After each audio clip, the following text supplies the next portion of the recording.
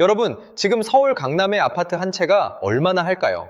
상상하기 힘든 가격이죠? 그런데 지금으로부터 600년 전 조선의 수도 한양도성 안땅 한 평은 과연 얼마였을까요? 어쩌면 지금의 강남보다 훨씬 더 치열한 투기와 광기 어린 욕망이 들끓었던 곳이 바로 그 땅이었습니다.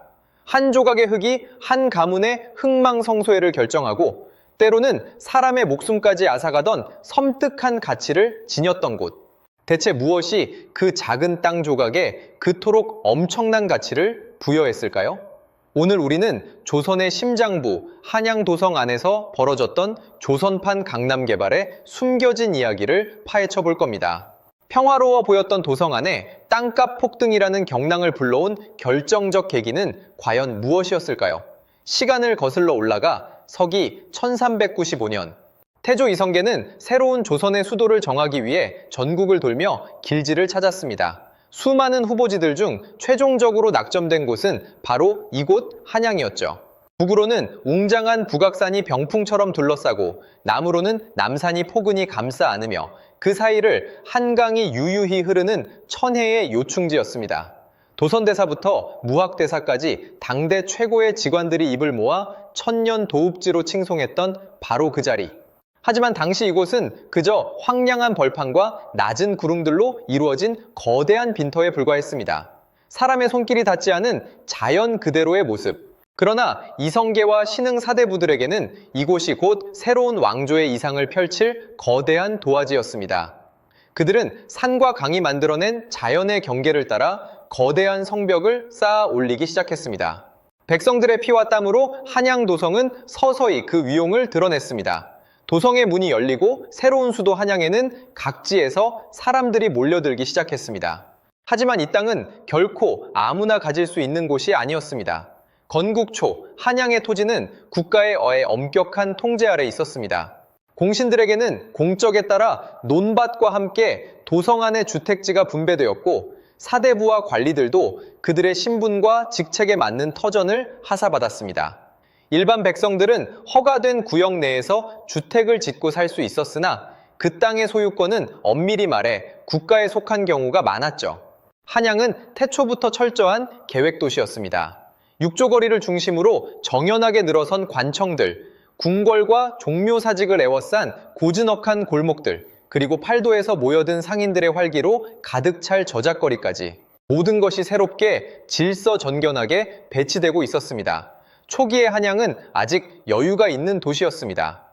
궁궐 주변의 으리으리한 저택들을 제외하면 아직은 빈터도 많았고 사람들의 발걸음 또한 그리 조급하지 않았죠. 그저 새로운 시대를 맞이하는 희망과 기대감이 도시 전체를 감싸고 있었습니다. 하지만 이런 평화롭고 정돈된 풍경은 그리 오래가지 못했습니다. 태조 이성계의 뒤를 이은 왕들의 시대, 특히 강력한 왕권을 확립했던 태종 이방원의 등장은 한양의 운명, 그리고 그 안의 땅값을 완전히 뒤바꿔 놓는 결정적인 전환점이 됩니다. 태종은 두 차례의 왕자의 난을 거치며 피바람 속에서 왕위에 올랐습니다. 그의 통치는 오직 한 가지 목표를 향했습니다. 바로 흔들림 없는 왕조의 기틀을 다지고 모든 권력을 수도 한양으로 집중시키는 것이었죠. 그의 눈에 한양은 단순한 수도가 아니었습니다.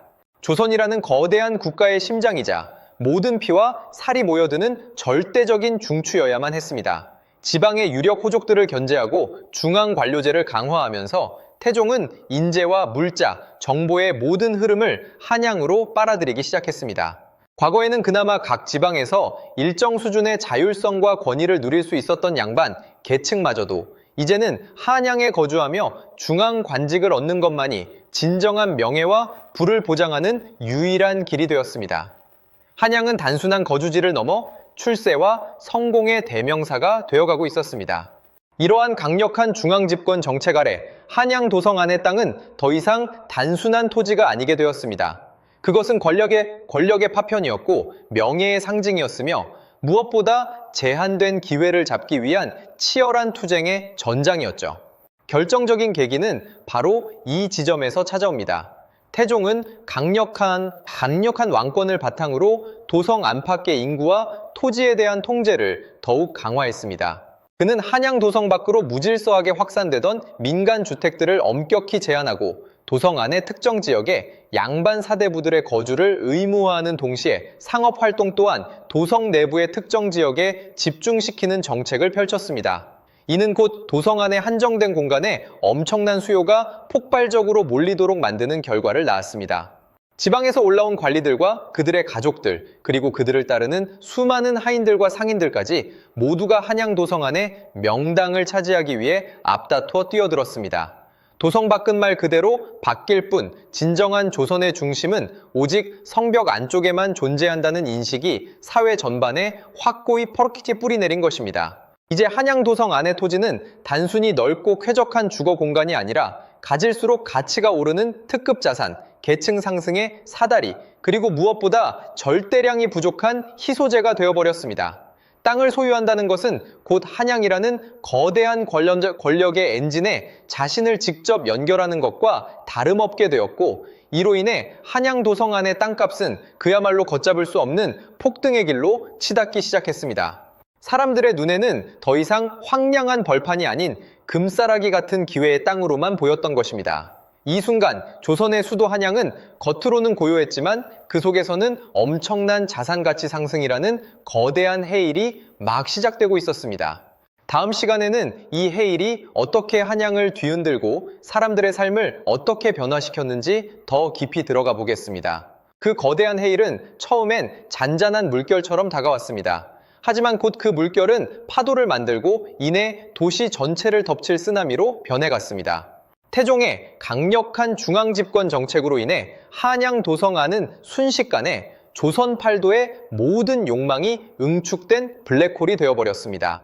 땅의 가치는 그야말로 천정부지로 치솟기 시작했죠. 과거에는 한 떼기의 밭이나 작은 집터는 그저 생계를 꾸려갈 터전일 뿐이었습니다. 그러나 이제 한양 도성 안의 땅은 더 이상 농사를 짓거나 소박한 보금자리를 만드는 공간이 아니었습니다. 그것은 곧 권력이었고 명예였으며 미래를 담보하는 투자의 대상이 되었습니다. 지방에서 올라온 수많은 양반 가문들은 한양의 털을 잡지 못하면 중앙 정치 무대에서 밀려날 것이라는 불안감에 시달렸습니다. 그들의 자식들이 과거의 급제에도 머물 곳이 없다면 그 모든 노력은 물거품이 될 터였습니다. 너나 할 것 없이 한양 도성 안, 특히 궁궐과 육족거리에 가까운 명당을 차지하기 위해 혈안이 되었습니다. 정부에서 공신이나 관리들에게 하사했던 땅들도 점차 사적인 거래의 대상이 됩니다. 처음에는 암암리에 이루어지던 매매가 점차 공공연해지기 시작했죠. 땅 문서 한 장이 오가는 순간 한 가문의 운명이 바뀌고 한 사람의 인생이 요동쳤습니다. 소유권이 불분명했던 개척 초기와 달리 이제 땅의 경계는 날카롭게 그어졌고 그 선을 따라 피 비린내 나는 다툼이 끊이지 않았습니다. 이런 상황에서 가장 큰 수혜를 본 것은 단연 재력이 있는 일부 양반 가문과 상인들이었습니다. 그들은 이미 소유하고 있던 넓은 저택을 더욱 확장하거나 값이 싼 외곽 지역의 땅을 미리 사들여 시세 차익을 노렸습니다. 때로는 돈을 빌려 투기에 나서기도 했습니다. 벼락부자가 탄생하기도 했지만 한순간에 잘못된 투자로 가산을 탕진하는 이들도 속출했습니다. 하지만 대다수 백성들의 삶은 더욱 팍팍해졌습니다. 한양으로 상경한 일반 백성들은 이제 도성 안에서 집을 구하는 것조차 꿈꿀 수 없는 일이 되어버렸습니다. 좁은 골목길마다 다닥다닥 붙어선 초가집들은 임대료가 치솟았고 그마저도 여의치 않은 사람들은 도성 밖으로 밀려나 황무지를 개간하며 살 수밖에 없었습니다. 그러나 그들의 눈은 늘 도성 안을 향했습니다. 정부도 이러한 과열을 마냥 손 놓고 보고만 있지는 않았습니다. 투기를 막기 위해 토지 거래를 제한하거나 가격을 통제하려는 시도가 간간히 이루어졌지만 이미 본물 터지듯 쏟아져 나온 욕망의 파도를 막기에는 역부족이었습니다. 땅은 단순한 물건이 아니라 신분과 직책, 사회적 지위를 대변하는 상징이 되어버렸기 때문입니다. 사람들은 기꺼이 빚을 내고 가문의 명예를 걸고 때로는 불법적인 수단까지 동원하며 한양 도성 안에 땅 조각 하나를 손에 넣으려 했습니다. 한양 도성 안의 풍경은 점차 변해갔습니다. 권력과 부를 가진 자들은 으리으리한 기와집을 짓고 담장을 높여 자신들의 부를 과시했습니다. 한편에서는 한 뼘이라도 더 많은 공간을 확보하기 위해 이웃과 다투고 작은 땅 조각 위에 위태롭게 집을 올려짓는 풍경도 흔했습니다. 한때는 여유롭고 질서 정연했던 태조의 이상 도시가 이제는 욕망과 불안이 뒤섞인 혼돈의 도시로 변모하고 있었던 것입니다. 이러한 변화는 단순한 경제적 현상을 넘어 조선 사회의 근간을 뒤흔드는 거대한 균열을 만들어냈습니다. 땅을 소유한 자와 소유하지 못한 자, 도성 안에 발붙인 자와 도성 밖으로 밀려난 자들 사이에 깊은 고립해였습니다. 사람들의 가치관 역시 물질적인 성공과 부의 축적에 집중되기 시작했습니다. 눈에 보이지 않는 무형의 가치보다 손에 잡히는 땅이라는 유형의 자산이 훨씬 더 강력한 힘을 발휘하는 시대가 열린 것입니다. 도성 안의 땅 한 조각을 둘러싼 끝없는 투기와 욕망의 춤은 과연 어떤 비극과 변화를 조선 사회에 가져오게 될까요? 다음 이야기에서는 이 폭등하는 땅값의 그림자가 드리운 한양에서 벌어진 실제 사건들을 통해 그 파급력을 더욱 생생하게 파헤쳐 보겠습니다. 땅값이 폭등하며 그림자가 드리운 한양의 골목길은 더 이상 정겹거나 안온한 공간이 아니었습니다. 밤이 깊어 고요해진 도성 안에서도 욕망의 날선 칼날은 쉬지 않고 번뜩였습니다. 칠흑 같은 어둠 속에서 누군가는 남의 땅 경계에 몰래 말뚝을 박아 영역을 침범하고 또 누군가는 낡은 문서들을 밤새도록 뒤적이며 한 조각의 땅이라도 더 찾아내려 애썼습니다. 새벽녘 안개가 걷히면 어김없이 어제와는 달라진 담벼락의 위치나 사라진 경계석을 발견하고 터져나오는 절규가 들려왔습니다. 이러한 분쟁은 단순한 이웃싸움을 넘어 가문의 명예를 걸고 벌이는 치열한 전쟁으로 비화했습니다. 법전은 이미 혼란스러운 상황 속에서 그 권위를 잃어가고 있었습니다. 땅 문서 한 장에 진위를 가리기 위해 수십 년 전에 조상대까지 거슬러 올라가 증언을 찾고 때로는 위증을 사주하며 사법체계 전체를 흔들었습니다. 관아의 문턱은 땅 소유권을 다투는 백성들로 매일같이 인산인해를 이루었고 판결을 맡은 관리들은 거액의 뇌물 앞에서 쉽사리 정의로운 판단을 내리지 못했습니다. 힘없는 자의 정당한 소유권은 유력자의 손에 들린 몇 푼의 금화 앞에서 무기력하게 짓밟히기 일쑤였습니다. 한양 도성 안에서 몇 대째 터를 잡고 살아온 서민들은 더욱 참담한 현실에 직면했습니다.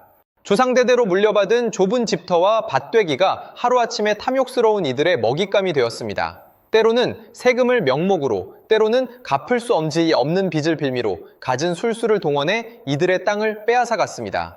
억울함을 호소할 곳도 마땅치 않았습니다. 관아는 귀족과 상인들의 편이었고 법률은 강자의 편의에 따라 해석되었습니다. 정든 고향을 떠나 하루아침에 거리에 나앉게 된 수많은 튼 백성들의 눈에는 피눈물이 고였습니다. 그들은 도성 밖 황무지로 밀려나 새로운 삶의 터전을 읽어야 했지만 그마저도 여의치 않으면 도적대에 합류하거나 굶주림에 허덕이며 비참한 최후를 맞이했습니다. 이러한 현상은 한양의 물리적인 풍경마저 변모시켰습니다. 계획도시였던 한양은 이제 무질서와 혼돈의 상징이 되어갔습니다.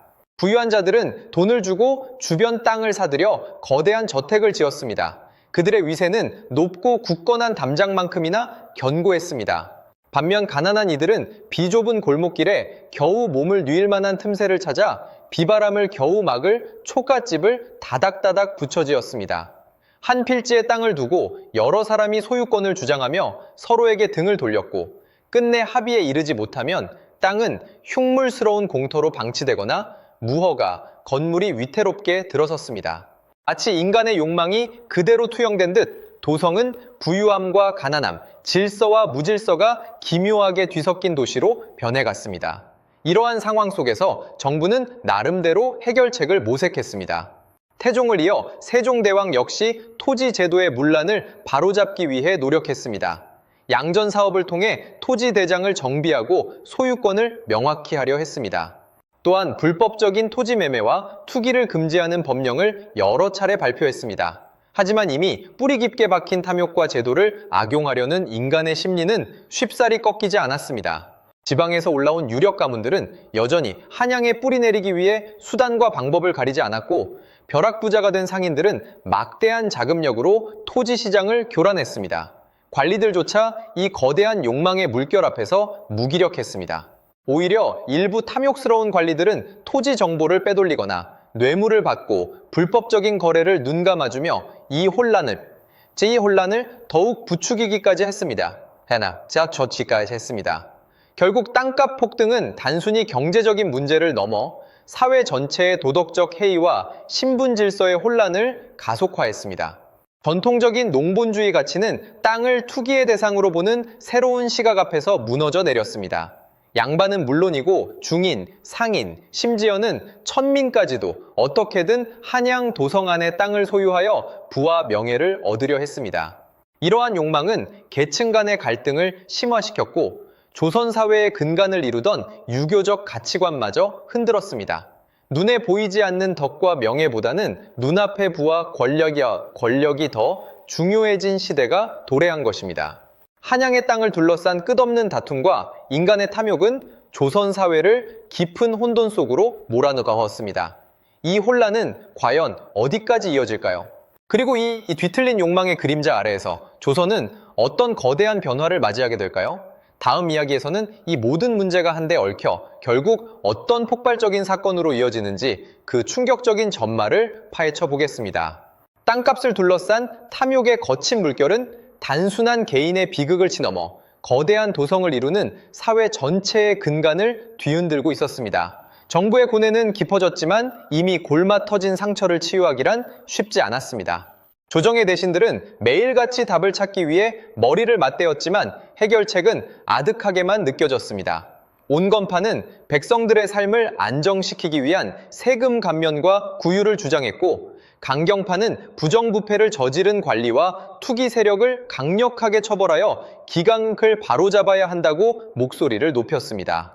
그러나 그 어떤 정책도 당장 타오르는 불길을 끄기에는 역부족이었습니다.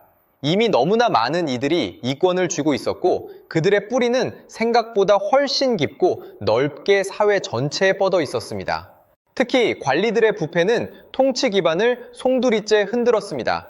땅을 둘러싼 끝없는 소송에서 관아의 판결은 더 이상 공정함의 상징이 아니었습니다.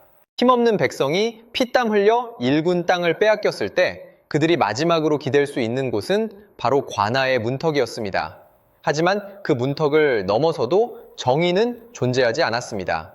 땅 문서를 위조하거나 뇌물을 주고받으며 서로의 이해관계를 얽히게 만드는 관료들의 검은 그림자는 깊게 드리워져 있었습니다. 백성들은 자신들의 삶을 책임져야 할 정부가 오히려 탐욕의 동반자가 되어버린 현실에 절망했습니다. 이러한 불의와 절망은 결국 민심에 들끓는 분노로 타올랐습니다. 억울하게 땅을 빼앗기고 삶의 터전을 잃은 백성들은 더 이상 물러설 곳이 없었습니다. 그들은 도성 밖 황무지로 밀려나 굶주림과 추위에 떨다가 결국 체념 대신 저항을 택했습니다. 낮에는 관리들의 눈을 피해 숨어 지내던 이들이 밤이 되면 삼삼오오 모여 불의를 성토했고 그들의 목소리는 밤안개 속으로 울려 퍼지는 희미한 메아리 같았습니다. 처음에는 작은 원망과 탄식에 불과했던 목소리는 점차 굳센 결의와 분노로 변해갔습니다. 일부는 활과 창을 들고 탐관오리와 부유한 상인들의 집을 습격하기도 했습니다. 그들은 빼앗긴 재물을 되찾고 빼앗긴 정의를 바로 세우겠다며 거친 함성을 질렀습니다. 도성 밖에서 시작된 이 저항의 불씨는 순식간에 들불처럼 번져나갔습니다. 굶주림과 가난에 시달리던 백성들은 너나 할 것 없이 그 불길에 몸을 던졌습니다. 그들에게는 더 이상 잃을 것이 없었습니다. 정든 고향 땅을 떠나 떠도는 신세가 된 유민들, 과도한 세금과 부역에 허리가 휜 농민들, 그리고 신분 상승의 꿈이 좌절된 천민들까지 모두가 각자의 절망과 분노를 안고 봉기했습니다. 이들의 무기는 비록 보잘것없었지만 그들의 눈빛에는 차가운 결기가 서려 있었습니다. 이들은 조정의 군대가 들이닥치면 산속 깊이 숨어들었다가 다시 밤을 틈타 나타나 민심을 동요시켰습니다. 정부의 통제는 점차 도성 밖의 변방으로 갈수록 힘을 잃어갔습니다. 이러한 밀란의 조짐은 한양 도성 안에 부유한 이들에게도 큰 공포를 안겨주었습니다. 그들은 자신들이 탐욕으로 쌓아 올린 부와 권력이 언제든지 무너질 수 있음을 직감했습니다. 밤이 되면 멀리서 들려오는 봉기의 소식은 귀족과 상인들의 깊은 잠을 방해했습니다. 그들은 높은 담장과 굳건한 대문을 굳게 걸어 잠그고 혹시 모를 습격에 대비했습니다. 평화롭던 도성 안에도 불안과 긴장의 그림자가 짙게 드리워졌습니다. 거리에서는 밀란에 대한 흉흉한 소문이 떠돌았고 백성들의 얼굴에는 공포와 함께 희망인지 절망인지 모를 복잡한 감정이 교차했습니다. 이러한 혼란 속에서 전통적인 유교적 가치관은 또 다른 도전을 맞았습니다. 효와충, 인의와 예지를 강조하던 유학자들은 무너져가는 사회 질서 앞에서 자신들의 무력함을 깨달았습니다.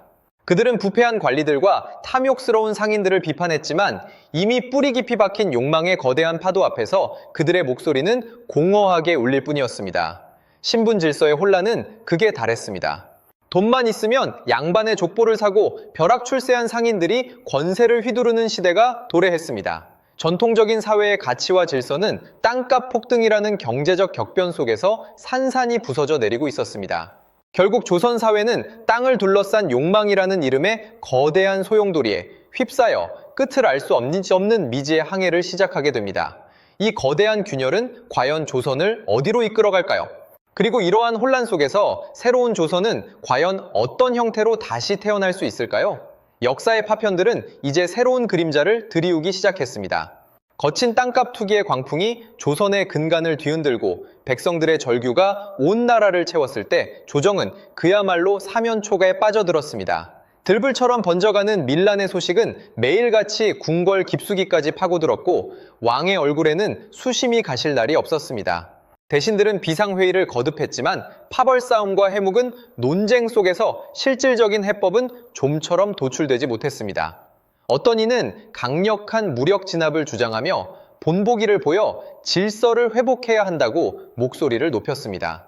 그러나 다른 이는 백성들의 굶주림과 관리들의 부패가 근본 원인이라며 과감한 세금 감면과 토지 개혁을 역설했습니다. 궁궐안은 서로 다른 이념과 이해관계가 부딪히며 언제 터질지 모르는 시한폭탄처럼 팽팽한 긴장감으로 가득했습니다. 왕은 매일 밤 잠 못 이루며 고뇌에 잠겼습니다. 그는 자신이 받은 하늘의 명을 생각했고 백성을 사랑해야 할 군주의 도리를 되새겼습니다. 그러나 현실은 너무나 참담했습니다. 충직하다고 믿었던 신하들은 서로를 비난하기 바빴고 군사들은 지친 기색이 역력한 채 무의미한 진압작전에 투입되고 있었습니다. 한때 백성들의 희망이었던 정부는 이제 오히려 불신의 대상이 되어버렸습니다.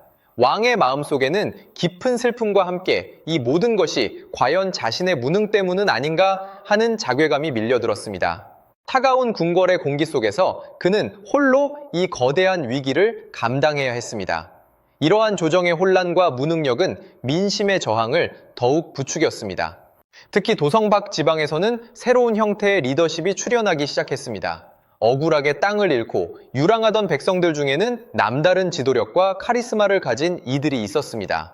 그들은 단순히 분노만을 표출하는 것이 아니라 무너진 정의를 다시 세우고 빼앗긴 삶을 되찾기 위한 구체적인 목표를 제시했습니다. 그들은 폐허가 된 마을에서 사람들을 규합하고 산속 깊은 곳에 은신처를 마련하며 관군에 맞설 지혜로운 전략을 세웠습니다. 그들의 언변은 투박했지만 그들의 메시지는 백성들의 심장을 뜨겁게 만들었습니다. 우리가 빼앗긴 것은 땅만이 아니다. 우리의 존엄성, 우리의 인간다운 삶까지 빼앗겼다. 이제 더 이상 물러설 곳은 없다. 그들의 외침은 메아리가 되어온 들판을 울렸고 수많은 이들이 그 목소리에 열광했습니다. 이 새로운 지도자들은 과거의 봉기들과는 다른 양상을 보였습니다. 그들은 비록 정규 군사훈련을 받지는 못했지만 척박한 땅에서 생존해온 강인함과 고된 삶 속에서 길러진 지혜를 가지고 있었습니다. 그들은 관아의 허점을 파고들었고 지형을 이용한 게릴라 전술로 관군을 괴롭혔습니다. 때로는 부패한 지방 관리들을 습격하여 그들의 부정을 만천에 드러내고 빼앗은 곡식과 재물을 가난한 백성들에게 나누어 주기도 했습니다. 이러한 행동은 백성들 사이에서 그들을 단순한 도적이 아닌 의적으로 칭송하게 만들었습니다. 그들의 명성은 빠르게 퍼져나갔고 점차 각 지역의 봉기 세력들은 서로 연대하며 하나의 거대한 흐름을 만들어가기 시작했습니다.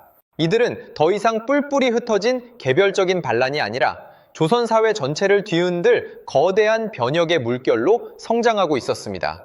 도성 안의 사람들은 이 소식에 더욱 깊은 불안에 잠겼습니다. 한양의 밤은 평소보다 훨씬 길고 어둡게 느껴졌습니다. 높은 담장과 굳게 잠긴 대문도 더 이상 안전을 보장해주지 못하는 듯 했습니다. 부유한 양반들과 상인들은 자신의 재산을 은밀히 빼돌리거나 언제든 도성을 떠날 채비를 했습니다. 길거리에는 흉흉한 소문이 끊이지 않았고 서로에 대한 불신과 의심이 짙게 드리워졌습니다. 누구를 믿어야 할지, 내일은 또 어떤 일이 벌어질지 알 수 없는 혼돈의 시대가 도래한 것이었습니다. 사람들의 얼굴에는 희망과 절망, 그리고 체념이 뒤섞인 복잡한 감정이 교차했습니다. 이러한 혼란 속에서 새로운 사상과 이념의 싹이 움트기 시작했습니다. 기존의 유교적 가르침이 더 이상 사회의 병폐를 해결하지 못하자 일부 학자들은 고대 중국의 이상적인 국가론이나 민본 사상에 다시 주목하기 시작했습니다. 그들은 더 이상 왕과 양반만을 위한 통치가 아닌 모든 백성이 고루 잘 사는 세상을 꿈꾸었습니다. 심지어 어떤 이들은 신분제도의 철폐와 토지의 균등 분배를 주장하며 기존의 질서를 완전히 뒤엎을 급진적인 사상을 주창하기도 했습니다. 이러한 생각들은 비밀리에 서책으로 필사되거나 은밀한 모임에서 논의되었지만 그 파급력은 작지 않았습니다. 사람들의 마음속에 새로운 질문을 던졌고 조선이라는 거대한 배가 나아가야 할 방향에 대한 근본적인 의문을 제기하기 시작했습니다. 결국 조선 사회는 단순한 경제적 위기를 넘어 사상과 질서, 그리고 존재 방식 자체에 대한 근본적인 물음에 직면하게 됩니다. 땅을 둘러싼 탐욕의 서막은 이제 조선 전체의 정체성을 흔들고 역사에 기록될 거대한 변혁의 씨앗을 뿌리고 있었습니다. 이 격동의 시기를 헤쳐나가며 조선은 과연 어떤 모습으로 다시 태어날 수 있을까요? 아니면 이 거대한 파도 속에서 영원히 침몰하고 말까요? 역사의 파편들은 이제 무거운 침묵 속에서 새로운 장을 준비하고 있었습니다. 도성의 모든 숨결은 한 치 앞도 내다볼 수 없는 불안감으로 가득했습니다. 밤에 장막이 드리워지면 멀리서 들려오는 봉기군의 함성과 타오르는 불빛이 궁궐의 높은 담장까지 어른거렸고 굳게 닫힌 성문 밖 세상은 이미 경랑에 휩쓸린 배와 같았습니다. 조정 대신들의 얼굴에는 두려움과 함께 깊은 회의감이 짙게 드리워졌습니다. 그들은 이 위기가 단순한 백성들의 불만이 아닌 조선이라는 국가의 근간을 뒤흔드는 거대한 균열임을 직감했습니다. 수많은 이들이 자신의 안위만을 걱정하며 해결책을 내놓지 못할 때 궁궐의 차가운 대리석 바닥 위에는 왕의 고뇌만이 더욱 깊어져 갔습니다. 왕의 고뇌는 극에 달했습니다. 잠 못 이루는 밤, 그는 옥좌에 앉아 차가운 바람이 스며드는 궁궐 창밖을 하염없이 바라보았습니다. 그의 눈앞에는 굶주림에 지쳐 쓰러진 백성들, 탐욕스러운 관리들에게 착취당하는 농민들, 그리고 정의를 부르짖으며 봉기한 군중들의 모습이 아른거렸습니다. 핏발선 눈으로 거울을 본 왕은 자신의 무기력함에 치를 떨었습니다. 그러나 동시에 이 모든 것을 멈출 수 있는 마지막 희망이 자신에게 달려있음을 깨달았습니다. 더 이상 미룰 수 없었습니다. 그는 이제 피와 살을 깎는 고통을 감수하고서라도 썩어 문드러진 환부를 도려낼 결단을 내려야만 했습니다. 그의 심장은 무거운 망치질을 하듯 고통스럽게 울렸지만 왕으로서의 마지막 책무가 그의 등을 떠밀었습니다. 길고 긴 논쟁 끝에 왕은 마침내 칼을 빼들었습니다. 폭풍 우치는 밤 비상어전회의에서 그는 떨리는 목소리로 단호한 개혁 의지를 천명했습니다. 오랜 시간 기득권의 상징이자 부패의 온상이었던 수많은 관리들이 파직되고 그들의 재산은 국고로 환수되어 백성들을 구제하는 데 쓰였습니다. 특히 백성들의 땅을 불법적으로 강탈하고 투기를 일삼았던 거물급 인사들은 재산 몰수는 물론 엄중한 형벌에 처해졌습니다. 궁궐은 분노와 절규 그리고 충격으로 뒤덮였습니다. 어찌 왕이 스스로 나라의 기둥을 뽑아내는가 하는 비난의 목소리가 터져 나왔지만 왕은 흔들리지 않았습니다. 그의 눈에는 이미 새로운 조선의 청사진이 그려지고 있었습니다. 그가 버려야 할 것은 썩은 가지였지 나무의 뿌리가 아니었습니다. 가장 중요한 개혁은 바로 토지 제도였습니다. 오랜 시간 혼란의 주범이었던 비정상적인 토지 거래와 투기를 강력히 규제하는 새로운 법령이 반포되었습니다. 이 법령은 땅은 더 이상 소수 탐욕스러운 자들의 돈벌이 수단이 아니라 백성들의 삶의 터전이자 국가의 근본임을 천명한 것이었습니다. 비록 당장 모든 토지를 균등하게 분배하는 급진적인 개혁은 아니었지만 이 법령은 뿌리 깊은 부정부패와 탐욕의 사슬을 끊어내는 중대한 첫걸음이었습니다. 정부는 또한 빼앗긴 땅을 돌려주기 위한 특별기구를 설치하고 굶주린 백성들을 위한 구휼미를 풀었으며 가혹한 세금을 일시적으로 감면해 주었습니다. 이 조치들은 산산이 부서진 민심을 조금씩 끌어모으는 계기가 되었습니다. 비록 모든 상처가 한순간에 아물지는 않았지만 백성들은 왕의 진심 어린 노력에 조금씩 마음을 열기 시작했습니다. 희미하게나마 다시금 희망의 빛이 드리우는 듯 했습니다. 물론 이 모든 개혁은 순조롭게만 진행되지는 않았습니다. 뿌리 깊은 기득권 세력의 반발은 예상보다 거셌고 개혁의 칼날을 피하려는 온갖 음모와 술수가 난무했습니다. 지방 곳곳에서는 여전히 광운과 봉기군 사이에 산발적인 충돌이 이어졌습니다. 어떤 지도자들은 끝까지 정부의 손길을 거부하며 저항했고 어떤 이들은 개혁의 큰 그림에 동참하며 새로운 시대의 증인이 되었습니다. 혼돈의 시간 속에서 수많은 피와 눈물이 흘렀지만 왕의 굳건한 의지와 새로운 시대의 도래를 염원하는 백성들의 힘이 결국 이 거대한 변혁의 파도를 잠재웠습니다. 조선은 스스로를 가례없는 고통스러운 과정을 거쳐야 했습니다. 그렇게 조선은 깊은 상처를 안고서야 비로소 새로운 숨을 쉬기 시작했습니다. 땅값 투기의 광풍이 지나간 자리에는 폐허와 절망만이 남은 것이 아니었습니다. 이 비극적인 사건은 조선이라는 국가와 백성들에게 잊을 수 없는 교훈을 새겼습니다. 탐욕이 불러온 파국 앞에서 사람들은 비로소 진정한 국가의 의미와 백성의 존엄성을 되돌아보게 된 것입니다. 이 시기는 단순히 봉기와 진압으로 점철된 혼란의 기록이 아니라 조선 사회가 병폐를 직시하고 스스로 변화를 모색하기 시작한 중요한 전환점이었습니다.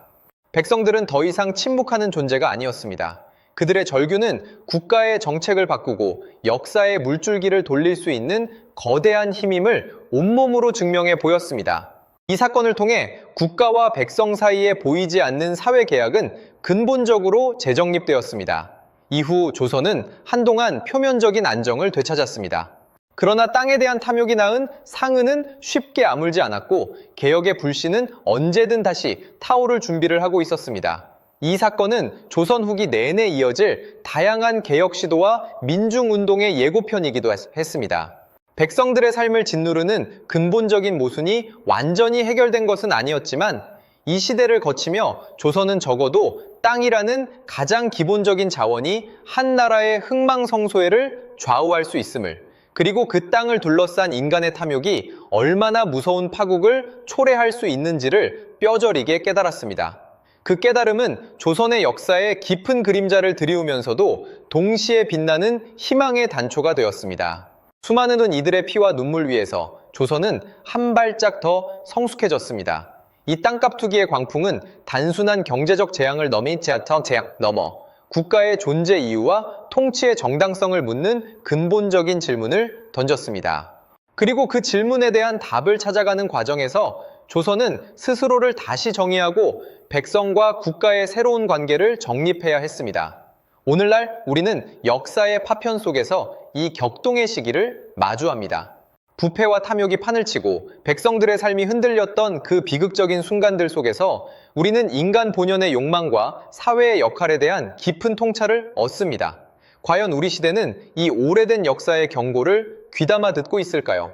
탐욕의 불씨가 다시금 이 땅을 뒤흔들려 할 때 우리는 과연 어떤 선택을 할 수 있을까요? 역사는 언제나 우리에게 묻습니다. 그리고 그 질문에 대한 답은 바로 지금 우리의 어깨에 달려 있습니다.